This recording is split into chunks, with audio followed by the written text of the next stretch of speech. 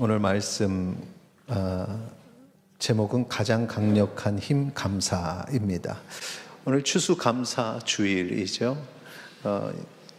카페 그레이스에도 아주 가을마다 이쁜 그런 아주 작은 장식이지만 그래도 이쁜 장식을 해서 혹시 카페 한 번도 안 들어가셔서 잘 모르시는 분은, 아니면 또 작년 추수감사절에 안 계셔서 그걸 본 적이 없는 분은 한번 보세요. 카페 제일 안쪽에 이쁘게 해놔서 거기서 우리 아이들이 사진을 찍어도 될 정도로 이렇게 좀 이쁘게 만들어놨어요.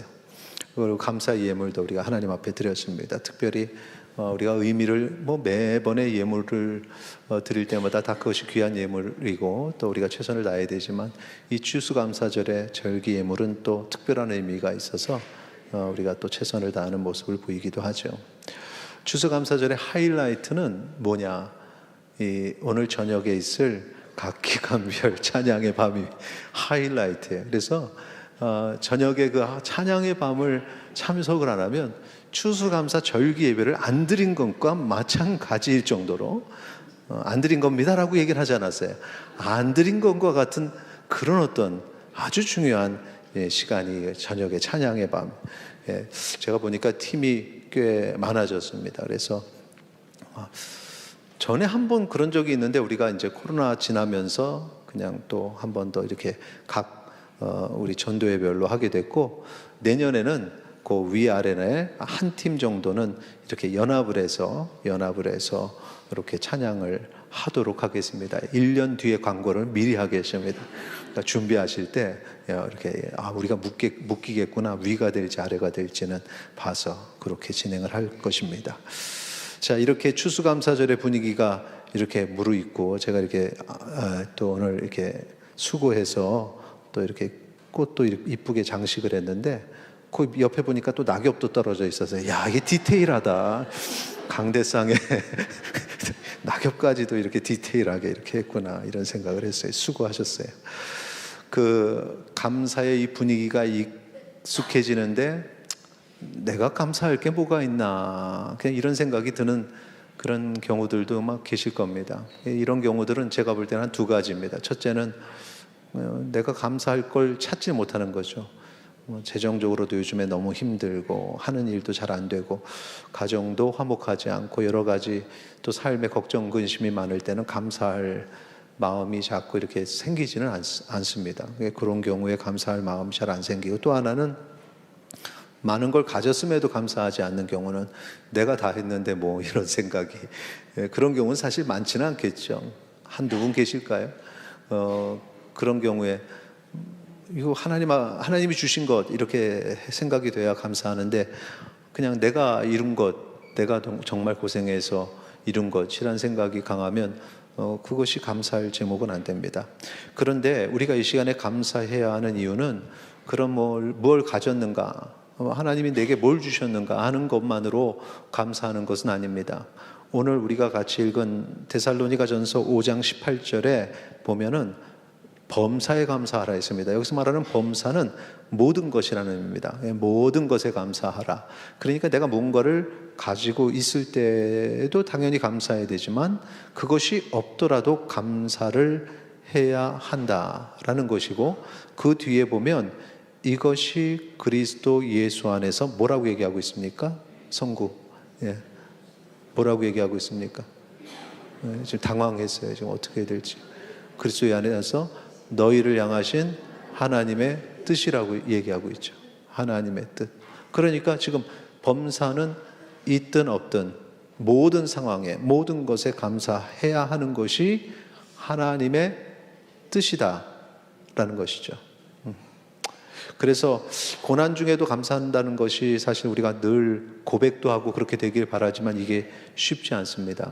그리고 이게 이해가 되지 않으면 고난 중에 감사할 수가 없죠. 왜냐하면 그 말이 안 되니까. 고난 중에 감사하는 것은 말이 안 됩니다.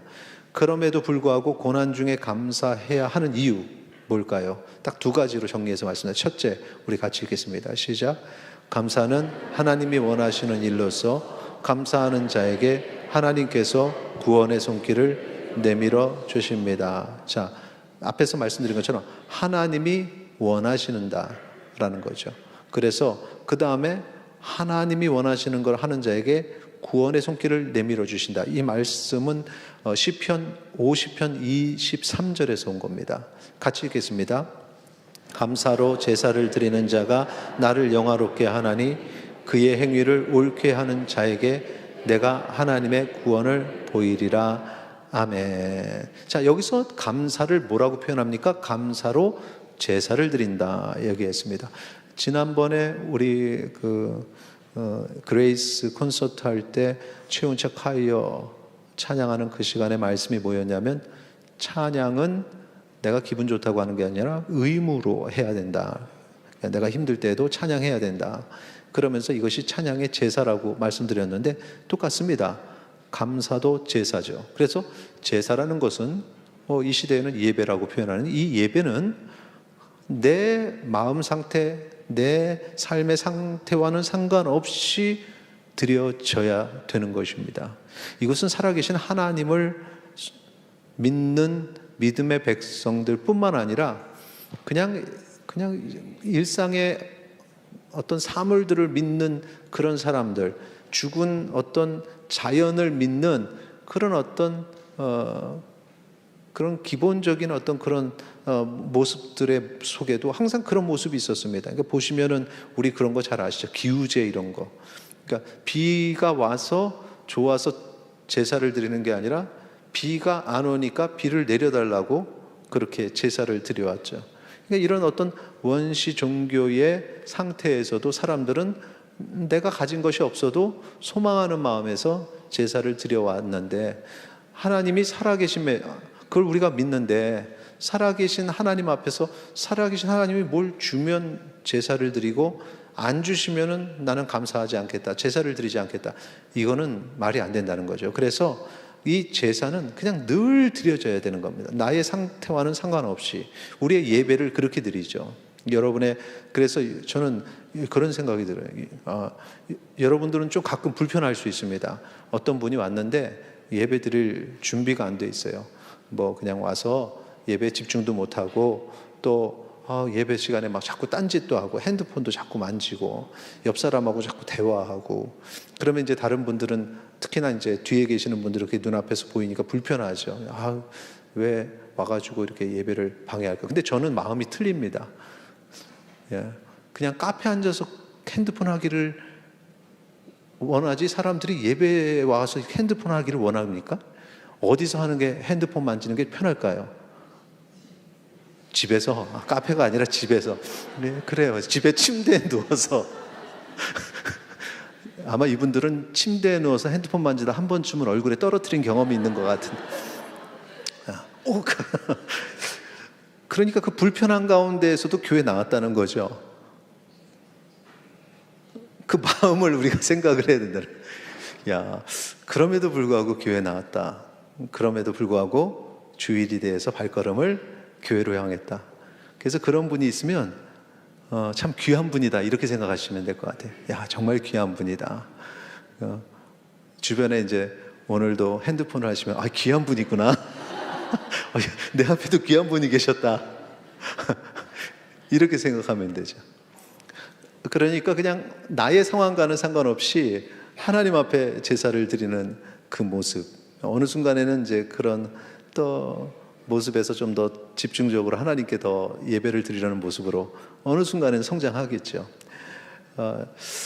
데살로니가전서 5장 18절로 다시 한번 가면은, 범사에 감사하라라는 것은 바로 감사의 제사를 그냥 감사해요라는 말 한마디가 아니라 하나님께 드리는 제사로 올리면, 그러면 어떤 일이 벌어진다 그랬어요? 다시 시편 50편 23절로 가서 내가 하나님의 구원을 보이리라 그랬습니다.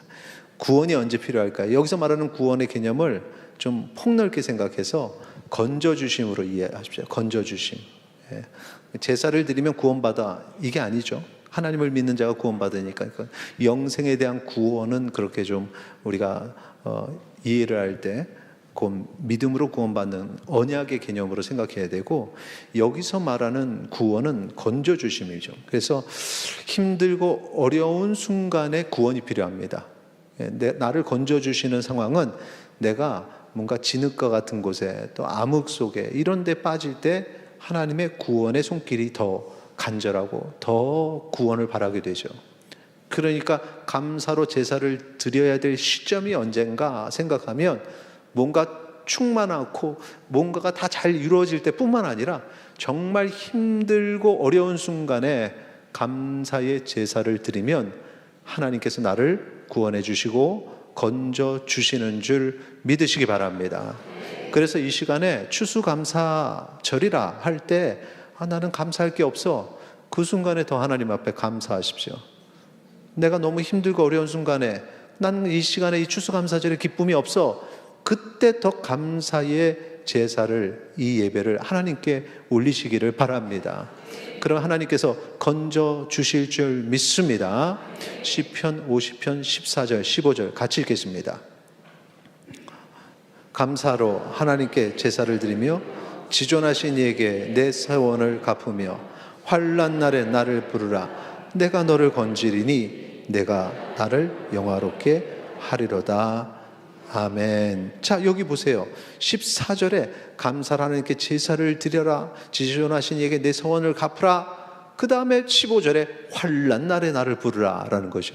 그러니까 감사로 하나님께 제사를 드리는 것과 환난 날에 나를 부르는 것이 이게 같이 이렇게 평행을 이루면서 9절이 14절하고 15절이 주어진 거죠.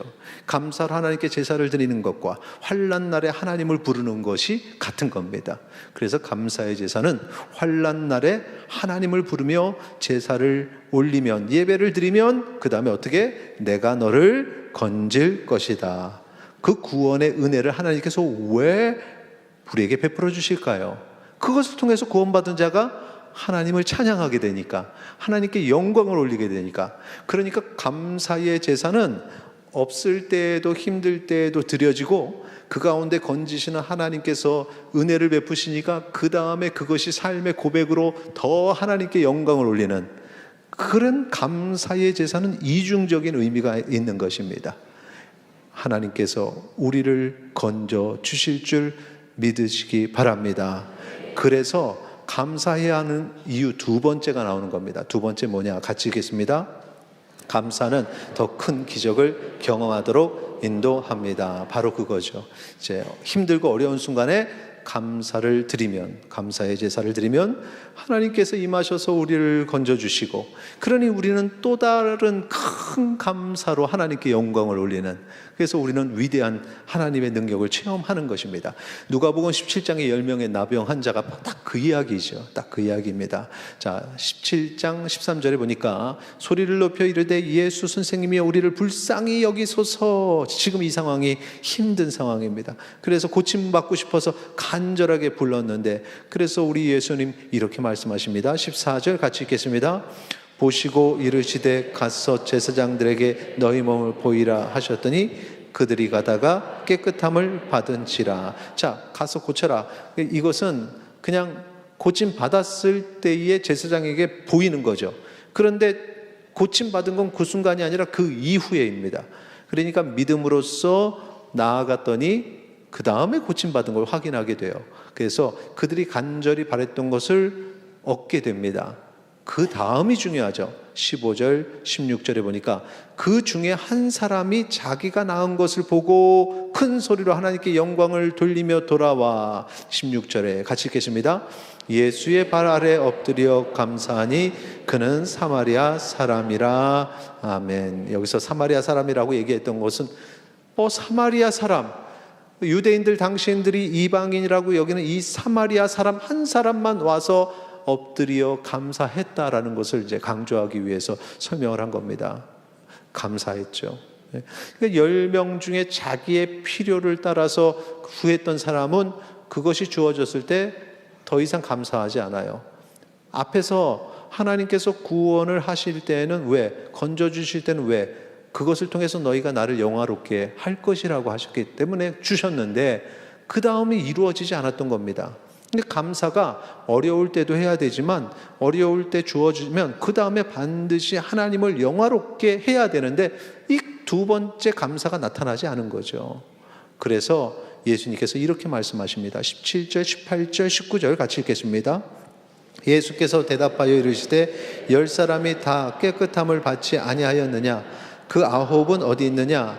이 이방인 외에 하나님께 영광을 돌리러 돌아온 자가 없느냐 하시고 그에게 이르시되 일어나 가라, 내 믿음이 너를 구원하였느니라 하시더라. 아멘. 자, 지금 여기 기적이 두 가지가 일어났습니다. 앞에는 나병 환자가 고침받은 것, 그런데 감사한 한 사람에게는 영혼이 구원받는 그런 기적이 또 일어났어요. 여러분, 두 기적이 있습니다. 내가 이 나병 환자가 나음을 입는 기적과 내 영혼이 영생을 누리는 기적, 어느 게 더 큰 기적입니까? 영생을 얻는 기적, 이건 얘기할 필요가 없는 겁니다. 그래서 첫 번째에 감사한 사람이 두 번째에 더 큰 기적을 경험하게 되는 줄 믿으시기 바랍니다.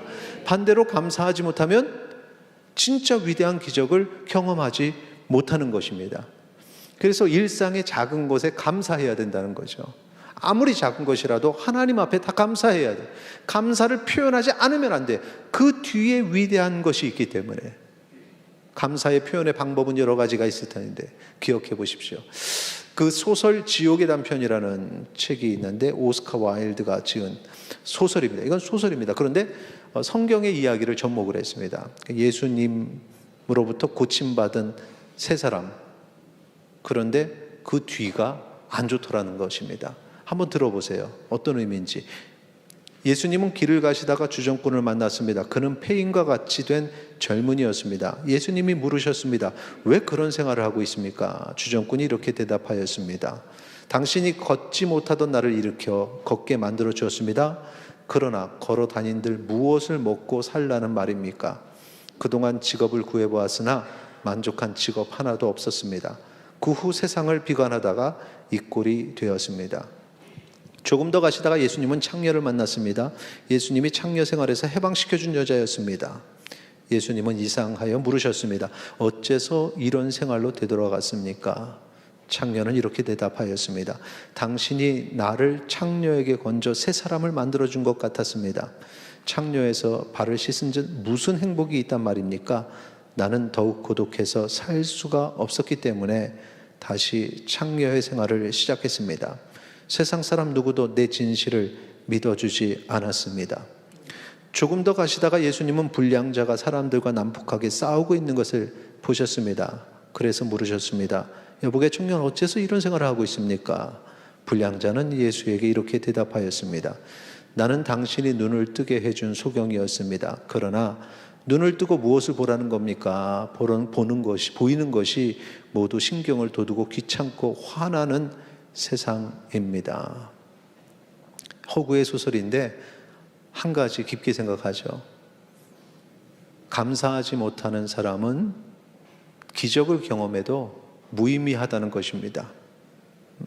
그 뒤에 하나님을 영화롭게 하고 하나님과 교제하고 하나님이 주시는 영원한 생명을 누리는 이 기쁨까지 나가야 되는데, 그런데 기적을 경험해서 그 순간에 기뻐할 뿐이지 참된 감사, 진정한 감사가 없고 하나님을 영화롭게 하는 삶이 없었다는 거죠. 그래서 여기 있는 사람들은 이거 허구입니다. 그 사람들은 기적을 경험했지만 그 뒤에 하나님과 감사함으로 교제함이 없었다. 그러니 아무 소용이 없는 기적이었다는 걸 우리에게 알려줍니다. 사람들은 많이 앞에 이 기적을 바랍니다. 기도합니다. 하나님, 내게 이런 기적을 보여주세요. 이런 기적을 보여주세요. 그런데 그 기적을 보고도 며칠 지나고 나면 감사가 사라지고 하나님과의 교제가 없습니다. 어느 순간에 한 달, 두 달 지나면 또다시 똑같은 기도를 합니다. 하나님, 기적을 보여주세요. 기적을 보여주세요.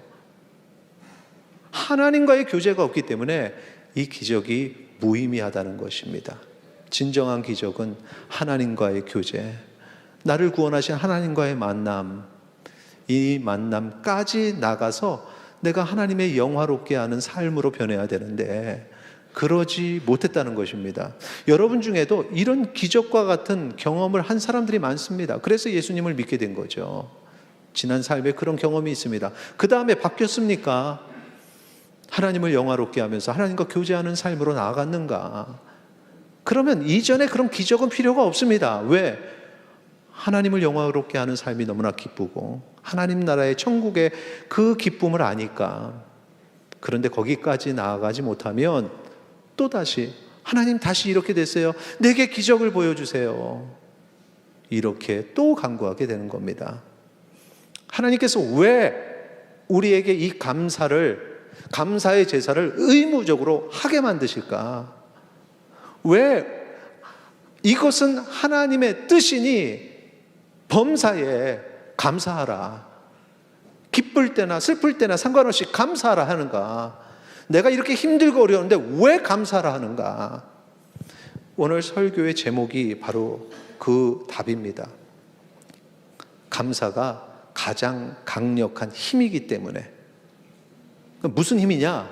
하나님께서 우리를 창조하실 때 우리 스스로가 하나님 앞에 감사하는 자에게 새 힘을 얻어서 이걸 이길 수 있는 힘과 능력을 얻게 하나님은 우리를 그렇게 창조하셨습니다. 놀랍게도 이것을 일련의 과학자들이 과학으로 깨달은 거예요. 이야, 이게 이렇구나. 중앙일보 2011년 11월 24일 기사에 이런 글이 있습니다. 범사에 감사하라. 데살로니가전서 5장 18절은 이 성경 대목은 기독교인이 아니어도 일반인에게 많이 음성된다. 그런데 여기에 과학적 논리가 숨어 있었다. 사실은 과학적 논리가 아니고 창조적 논리입니다. 근데 과학이 그걸 깨닫게 된 거죠. 종교에 무슨 과학이냐고 반문할 수 있지만 이를 미국 심리학자들이 오랜 연구 끝에 감사의 과학적 변화를 확인했다. UC 데이비스의 심리학 교수인 로버트 에먼스는 12살에서 80살까지의 사람들을 상대로 한 그룹에는 감사일기를 매일 또는 매주 쓰도록 하고 또 다른 그룹들에는 그냥 아무 사건이나 적도록 했다. 한 달 후 중대한 차이가 발생했다. 감사일기를 쓴 사람 중 4분의 3은 행복지수가 높게 나타났고 수면이나 일, 운동 등에서 더 좋은 성과를 냈다. 그저 감사했을 뿐인데 뇌의 화학구조와 호르몬이 변하고 신경 전달 물질들이 바뀐 것이다. 감사함을 느끼는 순간 사랑과 공감 같은 긍정적 감정을 느끼는 뇌 좌측의 전전 두피질이 활성화된다. 놀랍지 않습니까? 왜 사람이 그렇게 작용할까요? 하나님이 그렇게 만드신 겁니다. 감사할 때 그런 일들이 드러나게 만드신 거죠. 하나님이 그렇게 만드셨기 때문에 그 다음에 데살로니가전서 5장 18절에 모든 일에 감사하라.